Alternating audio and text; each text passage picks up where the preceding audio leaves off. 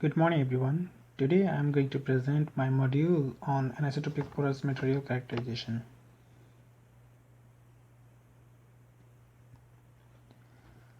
I will shortly cover my motivation for working with anisotropic porous materials. Then I will show some potential application of APM. Then I will explain what anisotropic porous material anisotropy means and how it is defined. Then I will move on to my experimental setup and show the checking of entrance length. Finally, I will show the permeability characterization of APM.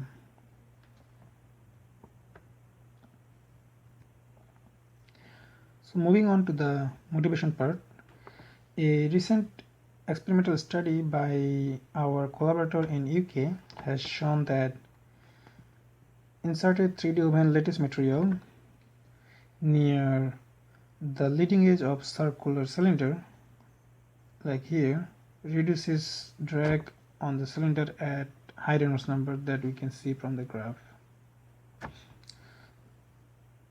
So the mechanism for this drag reduction seems to be different from conventional roughness induced drag reduction and is likely associated with the modification of the flow near the stagnation point and the outcoming of transpirational flow from the highly porous lattice. So preliminary simulation of flow over the lattice reveals that large porosity and periodic structures usually generate well-defined energetic flows. Moreover, like the lattice allows the external flow to achieve a non-zero slip velocity at the surface of the lattice. So moving on to the application of APM. So the effect of porous substrates on the evolution of turbulent boundary layer, including their effect on drag, has been the subject of recent studies. So the studies have clearly shown that anisotropic permeability is the key to drag reduction and flow control. So in our case, we will use the characterized APM for a study on 3 different turbulent flows. First, turbulent flows with 0 pressure gradient and at-best pressure gradient as shown in the top figure. And then we will study turbulent flow with separation bubble as shown in the middle figure. And then we will study turbulent flow with surface mounted obstacle as shown in the bottom figure.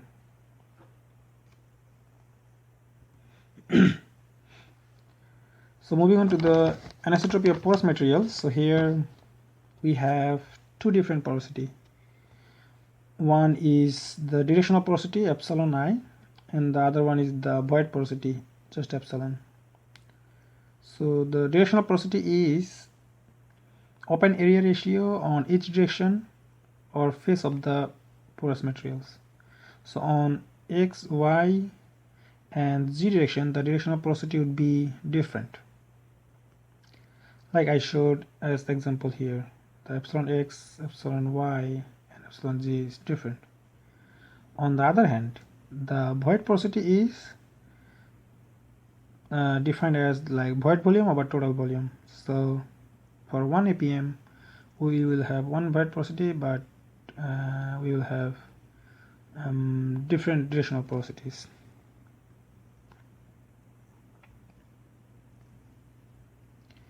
Here I have presented the experimental setup that I have. So in the setup, air supply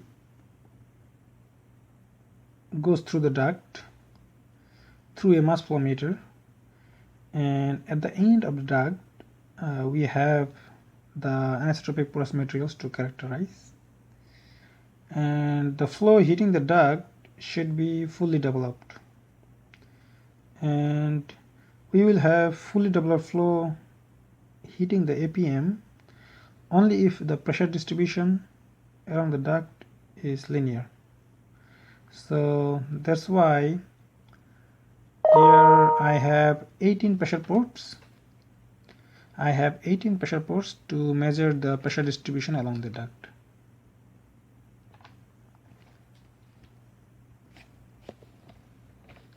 And here I have analytically calculated the pressure gradient and compared it with the numerical analysis.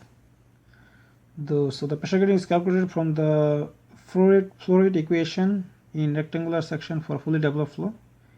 In our case, the duct was circular, so the aspect ratio would be 1. And this is the equation for pressure gradient. So from this graph, as we can see, that the pressure gradient are constant at the end of the duct.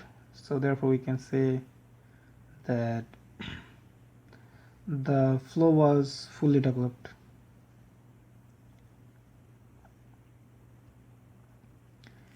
Here I have calculated the entrance length using empirical formula.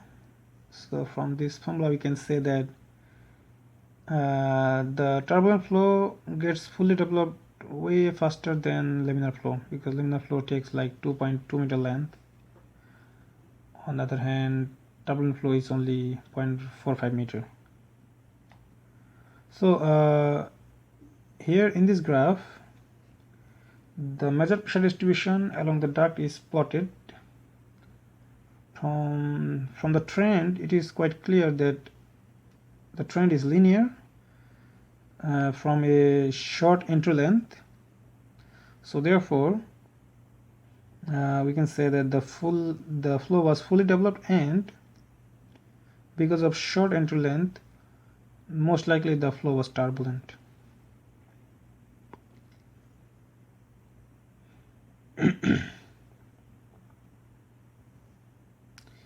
Here I have presented an experimental setup of cylindrical anisotropic porous materials that is attached at the end of the duct, and we have a stepper motor here to rotate the anisotropic porous materials. A mass flow rate is attached at the beginning of the tube to measure the flow rate, and a differential pressure transducer measures the pressure drop across the porous materials.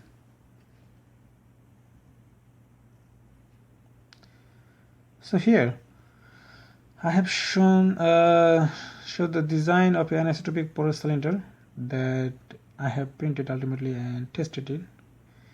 The directional porosity for this porous materials is like in x direction it is 56%, in y direction it is 25%, and in z direction it was 60%. So usually flow through porous media is modeled by using the Darcy formula, which is Q equals to minus K over mu times del P, where Q is the velocity of flow and K is the permeability tensor, and del P is the pressure drop across the porous materials. So for 3D case, we can write the same equation in this way. So with the experiment that we are doing, only have x directional flow, so that's why we will have only the x directional terms on these equations. So we can simplify it in this way.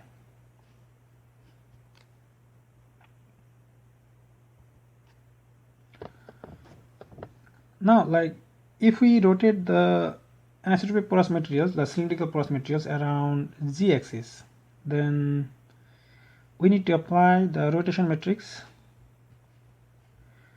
to the original permeability tensor in this form. So if we write it in for three direction, we can write it in this way. And as the pipe flow experiment that we are doing has has only x directional flow, and it is and the APM is rotated, so the equation can be simplified in this form, where all the rate variables are measured experimentally, and kx, x, ky, and kxy are unknowns. We can simplify this equation further by considering the geometry. So for the geometry of the APM that we have, we can assume that only the principal permeabilities are important. So we can simplify the equation by ignoring the kxy to this, where we have only kxx and kyy unknown. All the remaining are measured experimentally.